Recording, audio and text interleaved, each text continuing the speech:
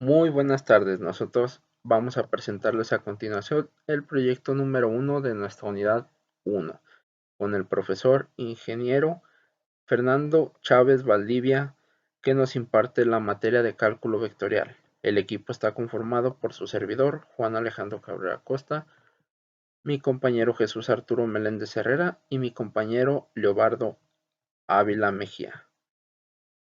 Bien, pues a continuación observaremos cómo usamos el cálculo vectorial en muchas cosas en nuestro día a día, ya que la mayoría de las cosas en las que hacemos, tenemos, vivimos o queremos crear, se utiliza esto, nada más que algunas de las personas no nos damos cuenta la cómo afecta el no hacer los cálculos debidos para poder realizar nuestros proyectos o algunas cosas que deseamos, y por ende no nos da la misma durabilidad o no soportan nuestros materiales.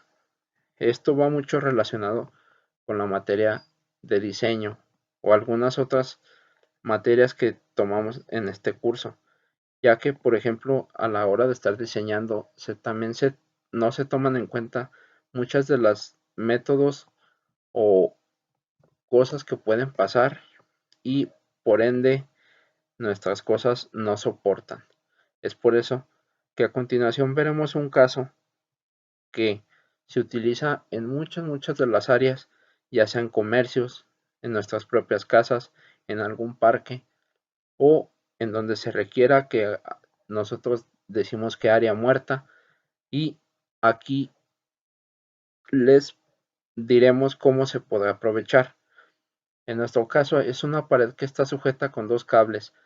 Nuestro propósito es, con la suma de vectores, realizar el tercer cable que soporte la misma fuerza. Además, debe de soportar el peso de lo que nosotros usaremos como sombra, que es el material es llamado malla sombra.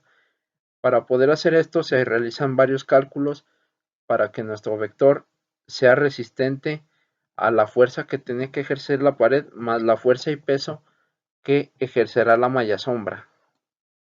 Bien, a continuación les presentaremos cómo lo hicimos y el resultado que obtuvimos. Bueno, pues para este proyecto lo primero que se hizo fue plantear una problemática. Se nos dice que tenemos una pared sujeta a una estructura por medio de un cable 1, a través de este cable se nos dice que tiene una magnitud de 700 centímetros y un grado de 30 en el eje X, 45 en el y 70 en el eje Z. Se nos dice que quiere ser cambiada la forma de estar sujeta de esta pared a otros dos cables que entre ellos formen un triángulo, como se puede ver aquí.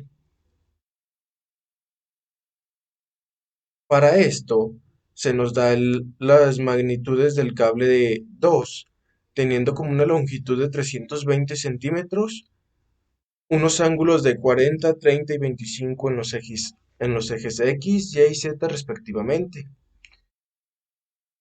Se nos pide calcular la magnitud del cable 3. Podemos saber que el cable 1 menos el cable 2 por componentes rectangulares nos va a dar las componentes rectangulares del cable 3. Y así se hace. Tenemos que 606.21 menos 245.13 en el eje X nos da 361.08 y así sucesivamente con todos los ejes. El cable resultante nos da una longitud de 424.72 centímetros, 31.77 grados en el eje X, 59.14 en el eje y 96.84 en el eje Z.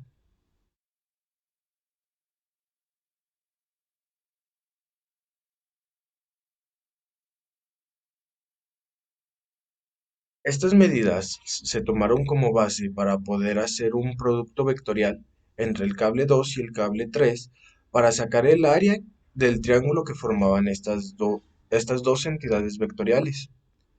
Al hacer el cálculo del producto vectorial, nos arrojó unas magnitudes por componentes rectangulares de menos 77.199.04, 117.120.39 y menos 46.665.67, que aplicando la ley de la hipotenusa nos da una magnitud de 14.147.832.92. Esta es el área de un paralelogramo, pero nosotros queremos conocer el área del triángulo. Entonces, esta área la tuvimos que dividir entre dos para sacar el área total de este triángulo. El área total nos dio de 73.916.46 centímetros cuadrados. Pero al querer nosotros recubrir esta parte de la estructura con un material que se llama malla sombra, lo que tuvimos que hacer fue convertir estos 73.916.46 centímetros cuadrados a metros cuadrados. Los metros cuadrados fueron 7.391646. Se nos dice también que la malla sombra tiene un peso de 0.265 kilogramos por metro cuadrado,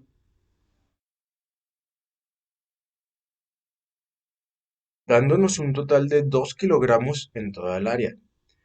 Esto es necesario saber, pues también se nos dice que el cable 1 sujetaba la pared de 700 kilos y el cable 2 solamente puede soportar 320 kilogramos antes del fallo. Necesitamos calcular el peso que soportará el cable 3 antes del fallo para evitar algún suceso trágico. Al ya tener las magnitudes de nuestros vectores, sabiendo los grados y de cada eje respectivamente, nos da un sistema vectorial como se muestra aquí. Tenemos también que el peso de las mallas va en 180 grados en el eje Z. Bueno, después de haber sacado el peso de la malla que se estaba ejerciendo en el plano, se saca una contrafuerza o una contraparte para que éste no afecte en el plano de nuestro interés. Para esto se gira a 180 grados de la misma fuerza y se anula esta fuerza. Después de esta se suma la que tenemos, la primera fuerza que tenemos, para así poder sacar las otras fuerzas.